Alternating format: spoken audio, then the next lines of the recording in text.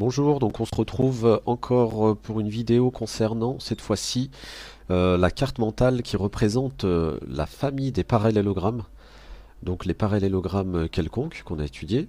Et il y a des parallélogrammes particuliers, hein, le rectangle, le carré, le losange, tout cela ont les mêmes propriétés que le parallélogramme, diagonale qui se coupe à leur milieu, côté opposé parallèle 2 à 2 et égaux, les angles opposés égaux également. Alors je vous explique un petit peu comment fonctionne ce schéma. Ici, vous avez un quadrilatère quelconque. À chaque début de flèche, vous avez une phrase qui commence par si, et au bout de la flèche, vous avez une phrase qui se termine par alors. Donc, ce sont des propriétés, hein. Rappelez-vous les propriétés avec si et alors. On va suivre chacun des chemins, hein, et essayer d'expliquer un petit peu ce qui se passe. Alors, on va étudier d'abord les chemins qui permettent de passer d'un quadrilatère quelconque, hein, vous avez vu, il avait fait un peu n'importe comment, à un parallélogramme. Alors, qu'est-ce que c'est en réalité un parallélogramme, hein? C'est simplement un quadrilatère qui a ses côtés,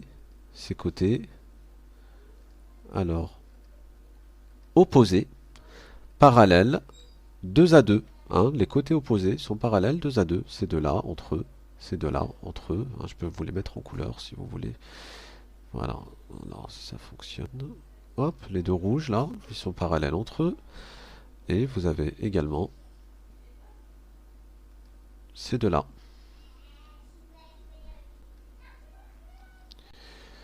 Ensuite, qu'est-ce qui permet de passer d'un parallélogramme, d'un un quadrilatère quelconque à un parallélogramme? C'est lorsqu'il a ces diagonales qui se coupent en leur milieu.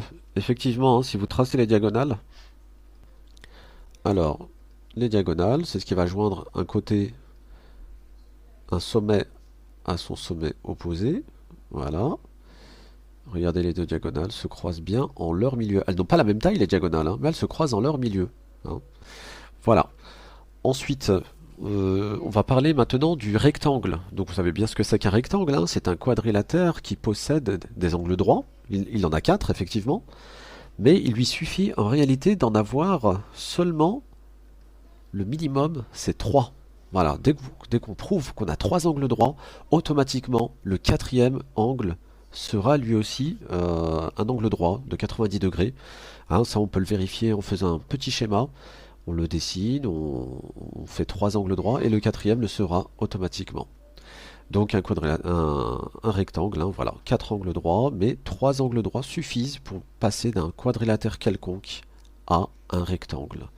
Alors toujours sur le rectangle, qu'est-ce qui permet de passer d'un parallélogramme à un rectangle? Si un parallélogramme a ses diagonales égales, hein, puisque d'habitude ce n'est pas le cas pour un parallélogramme quelconque, alors c'est un rectangle, en effet.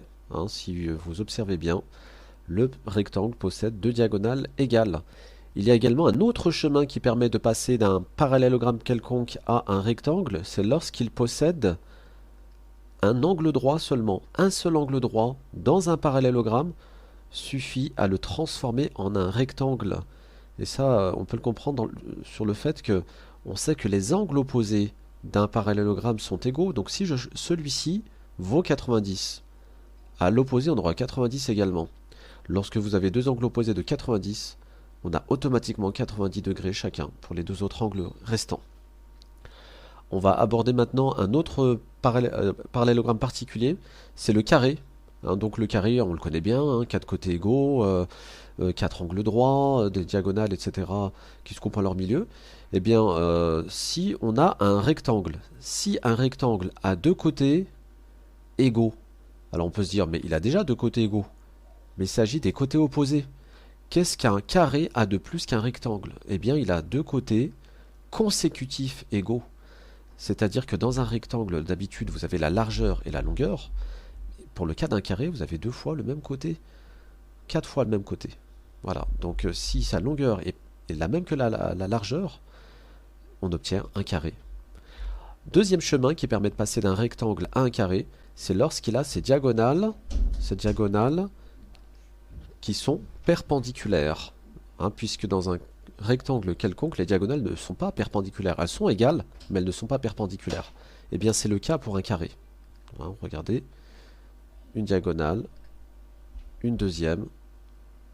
On se rend compte qu'on a bien un angle droit. à cet endroit ici. Et les diagonales en plus sont égales. Elles se coupent leur milieu, hein, puisqu'on est toujours dans le cadre d'un parallélogramme. On va aborder maintenant le dernier, le dernier parallélogramme particulier. Il s'agit du losange. Le losange, eh bien, vous le savez, hein, c'est un quadrilatère qui possède quatre côtés égaux. Hein. 4 côtés égaux pour le losange, tout comme le carré, mais il a des particularités. Hein. Donc ce losange-là, 4 côtés égaux, eh bien, on va parler des chemins hein, qui permettent de passer d'un parallélogramme à un losange. Donc si un parallélogramme a ses diagonales perpendiculaires,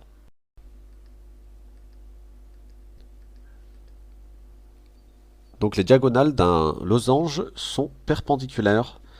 On va le constater ici. Voilà. Diagonale. Une deuxième qui forme un angle droit. Également, si un parallélogramme a deux côtés consécutifs égaux, hein, rappelez-vous, consécutif, ça signifie qu'ils se suivent. Regardez ce parallélogramme qui est quelconque à la base. Si ces deux côtés-là ont la même mesure, sachant que les côtés opposés sont égaux, on aura 4 côtés égaux. On obtiendra donc un losange. Et enfin, pour terminer, que possède un carré de plus qu'un losange? Il y a deux chemins ici, qui mènent du losange au carré. Si un losange a ses diagonales, alors ces diagonales, regardez, elles sont perpendiculaires. Ça, c'est le cas du carré. Elles se coupent à leur milieu, c'est le cas du carré. Mais qu'est-ce qui change? Qu'est-ce qu'il y a en plus? Observez la longueur des diagonales du losange. Elles ne sont pas égales.